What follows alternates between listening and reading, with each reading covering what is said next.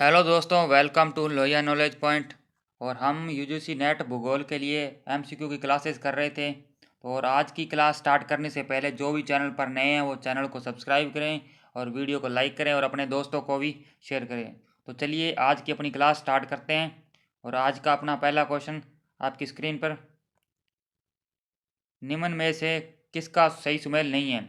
Japan typhoon, West Indies hurricane, संयुक्त राज्य America Willie Willie और बंगाल की खाड़ी के अंदर चक्रवात। तो ये जो उष्ण कटिबंधीय जो चक्रवात है ना, उष्ण कटिबंधीय चक्रवात को विश्व के विभिन्न क्षेत्रों के अंदर अलग अलग नामों से जाना जाता है। जैसे जापान के अंदर टाइफून कहते हैं, जापान के अंदर टाइफून। जापान, चीन और फिलीपींस, चीन और फिलीपींस, फिलीपींस के अंदर इसको टाइफून कहते हैं।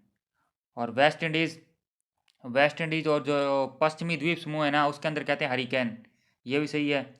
और संयुक्त राज्य अमेरिका, जो संयुक्त राज्य अमेरिका के अंदर इसको विली विली नहीं कहते, इसको टॉर्नेडो कहते हैं, टॉर्नेडो। ठीक है, ये अपना सुमेलित नहीं है। सही आंसर हो गया अपना, ये सुमेलित नहीं है। और जो विली विली है, ये विली विली कहते हैं ऑस्ट्रेलिया और मेडागास्कर के अंदर, ऑस्ट्रेलिया और मेडागास्कर के अंदर इसको वैली वैली कहते हैं। ठीक है। और जो बंगाल की खाड़ी के अंदर इसको चक्रवात कहते हैं। ठीक है। नेक्स्ट क्वेश्चन की बात करते हैं। अधोलिखित में से कौन सी ठंडी धारा नहीं है? ब्राज़ील की धारा, पेरू की धारा और लेब्राडोर की धारा और फॉकलैंड की धारा।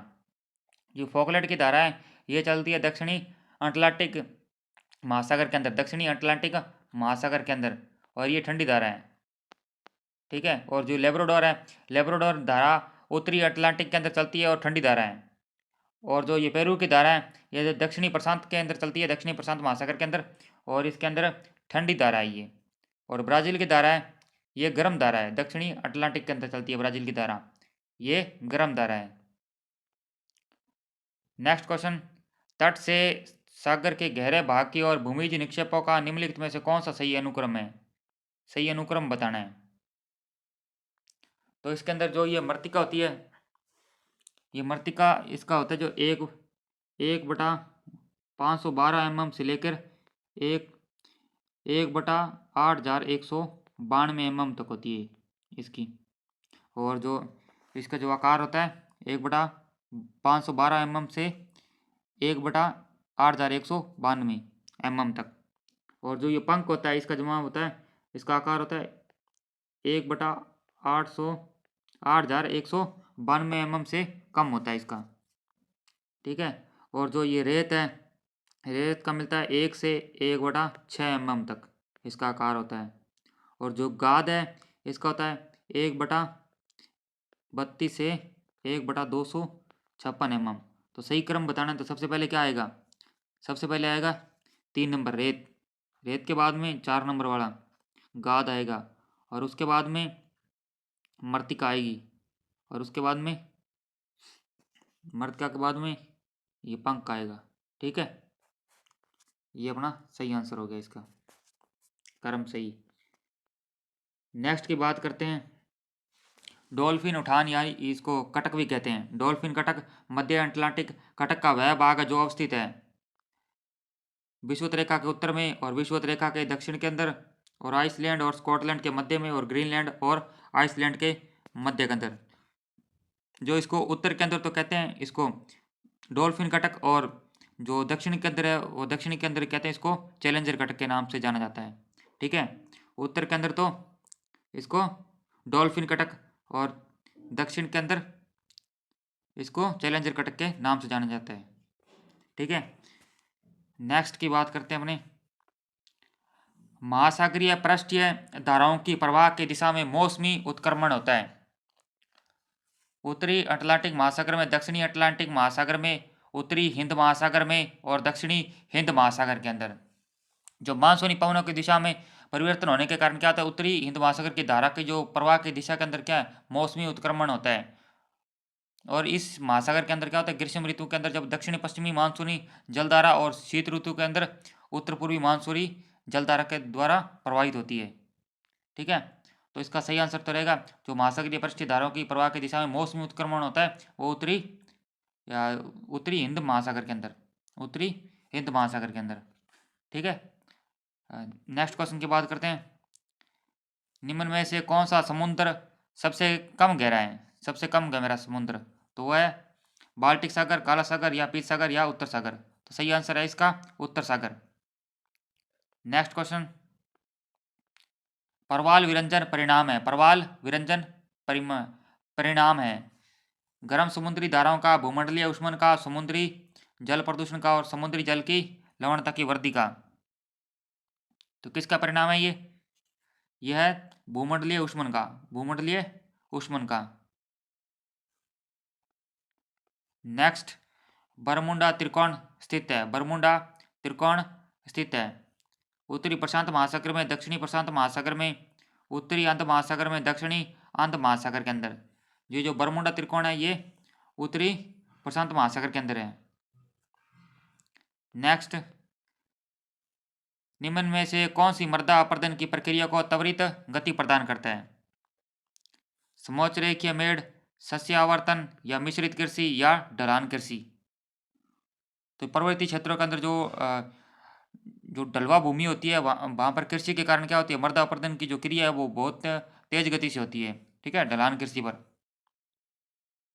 और इसको जो मृदा अपर्दन को कम करने के लिए क्या किया जाता है, यहाँ पर समोच्च रेखीय कृषि की जाती है।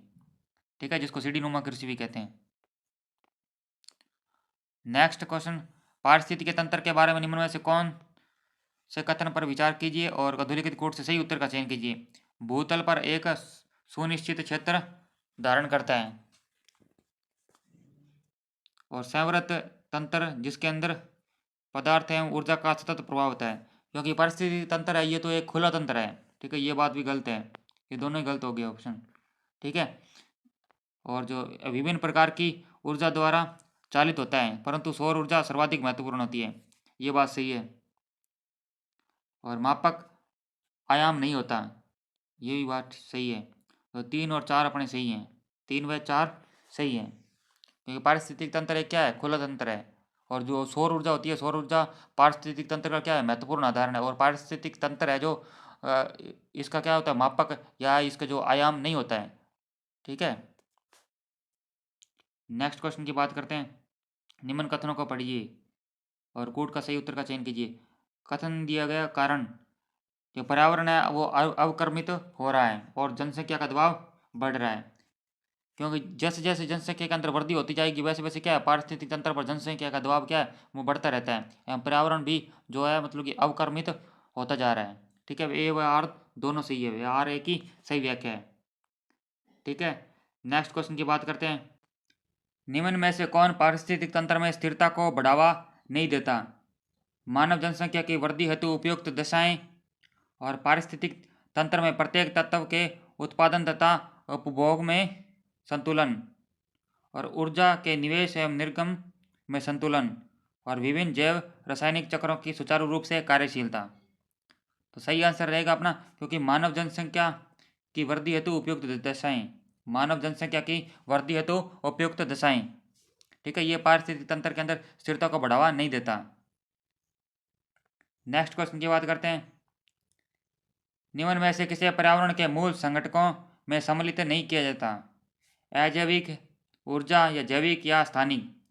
सही आंसर रहेगा स्थानिक को सम्मिलित नहीं किया जाता। नेक्स्ट बात करते हैं विश्व वन दिवस। विश्व वन दिवस मनाया जाता है 10 जनवरी को, 23 मई को या 21 मार्च को या 7 दिसंबर को। तो विश्व वन दिवस मनाया जाता है वो 21 मार्च को, 21 मार्च को विश्व वन दिवस। और 22 मार्च को 22 अप्रैल को 22 अप्रैल 22 अप्रैल को मनाया जाता है विश्व पृथ्वी दिवस। और विश्व पर्यावरण दिवस 5 जून, विश्व पर्यावरण दिवस 5 जून। नेक्स्ट क्वेश्चन, शंकुधारी वनों में किस प्रकार की मिट्टी पाई जाती है? पॉडजोल, चेस्टनट, चरनोजम और रेगूर। तो शंकुधारी वनों में किस प्रकार की मिट्टी पाई जाती है? वो पॉडजोल मिट्टी पाई जाती है, पॉडजोल मिट्टी। नेक्स्ट क्वेश्चन की बात करते हैं। सूची फर्स्ट को सूची सेकंड से सुमेलित करना है। प्रजातियां दी गई है और एक तरफ दिए गए हैं उष्ण कटिबंध में प्रतीक क्षेत्र। जो मूर प्रजाति है जो पाई जाती है श्रीलंका के अंदर, मूर श्रीलंका के अंदर। और जो हेमाइट है, हेमाइट पाई जाती है सूडान के अंदर, हेमाइट सूडान के अंदर। और जो सेमाइट है, ये जो सेमाइट है ये पूर्वी अफ्रीका के अंदर पाई जाती है। सेमाइट पूर्वी अफ्रीका के अंदर, और पिग्मी युगांडा के अंदर। नेक्स्ट क्वेश्चन की बात करते हैं, अधोलिखित में से कौन सा सही सुमेलित नहीं है? Kalahari, Bantu, Negro, Congo basin, Negrito, Scandinavia, Nordic और साइबेरिया अल्पाइन। तो कौन सा सम्मिलित नहीं है? ये जो साइबेरिया की जनजातियों का जो प्रमुख संबंध है किससे है? मंगोलॉयड प्रजाति से। ये साइबेरिया वाली ये गलत है, ऑप्शन अपना सम्मिलित नहीं है। नेक्स्ट क्वेश्चन की बात करते हैं, ग्रामीण नगरीय सातत्य की संकल्पना प्रथमतः प्रतिपादित की थी। जो ग्रामीण नगरीय सातत्य की संकल्पना प्रथमतः प्रतिपादित की थी, आर फ्रैंकनबर्ग ने, जे कॉनल ने, एल वर्थ ने और आर डीवी ने। आर डीवी ने किसने की थी? ये की थी एल वर्थ ने, एल वर्थ के द्वारा। नगरीय जो ग्रामीण नगरीय सातत्य की संकल्पना एल वर्थ ने प्रतिपादित की थी। सूची फर्स्ट को सूची सेकंड से सुमेलित कीजिए। सूची फर्स्ट को संकल्पना, सूची सेकंड को प्रस्तावक।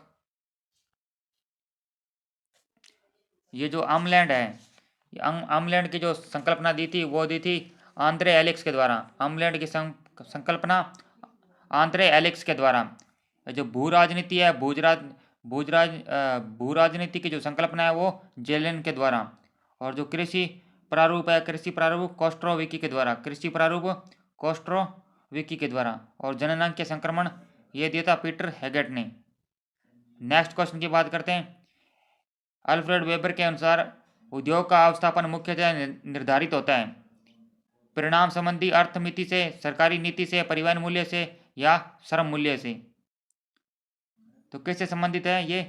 ये सरकारी नीति से संबंधित है, सरकारी नीति से संबंधित है। नेक्स्ट क्वेश्चन की बात करते हैं, निम्नलिखित भूगोलवेताओं में से किसने गतिशीलता संक्रमण की संकल्पना को प्रस्तुत किया था? गतिशीलता संक्रमण की संकल्पना को प्रस्तुत किया था,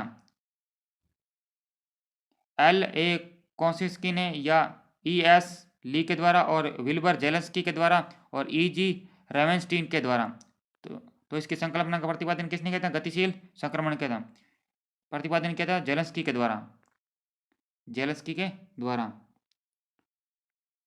नेक्स्ट क्वेश्चन की बात करते हैं, निम्न में से कौन सा युग्म सुमेलित नहीं है? डंडी जूट उद्योग, लेनिनग्राड पोत निर्माण और हल्दिया पेट्रो रसायन और पिट्सबर्ग ऑटोमोबाइल्स। तो कौन सा सम्मिलित नहीं है? पिट्सबर्ग। क्योंकि पिट्सबर्ग क्या है? यूएसए का एक लोहा इस्पात उद्योग के लिए प्रसिद्ध है। यूएसए के अंदर है लोहा इस्पात उद्योग के लिए, लोहा इस्पात उद्योग के लिए प्रसिद्ध है। ठीक है, नेक्स्ट क्वेश्चन की बात करते हैं, आवर्ती विपणन पाए जाते हैं, आवर्ती विपणन पाए जाते हैं नगरीय क्षेत्रों के अंदर, नगरीय और ग्रामीण क्षेत्रों के अंदर, ग्रामीण क्षेत्रों के अंदर और महानगरों के अंदर। तो किस में पाए जाते हैं? ये पाए जाते हैं ग्रामीण क्षेत्रों के अंदर।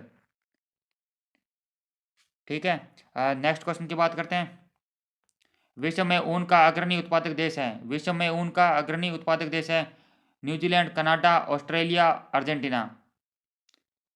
सही आंसर है अपना इसका ऑस्ट्रेलिया। ऑस्ट्रेलिया में लगभग भेड़ों की संख्या है वो लगभग 123.3 मिलियन है, लगभग 123.3 मिलियन भेड़ें। और लगभग विश्व के कुल ऊन उत्पादन का लगभग 32%, विश्व के कुल ऊन उत्पादन का 32% अकेला ऑस्ट्रेलिया उत्पादन करता है। संयुक्त राष्ट्र संघ ने वर्ष 2004 को एक अंतर्राष्ट्रीय वर्ष के रूप में घोषित किया था, गेहूं का या गन्ने का या चाय का या चावल का? किसको किया था घोषित? चावल को। नेक्स्ट क्वेश्चन की बात करते हैं, निम्न में से कौन चाय की खेती के लिए आवश्यक है?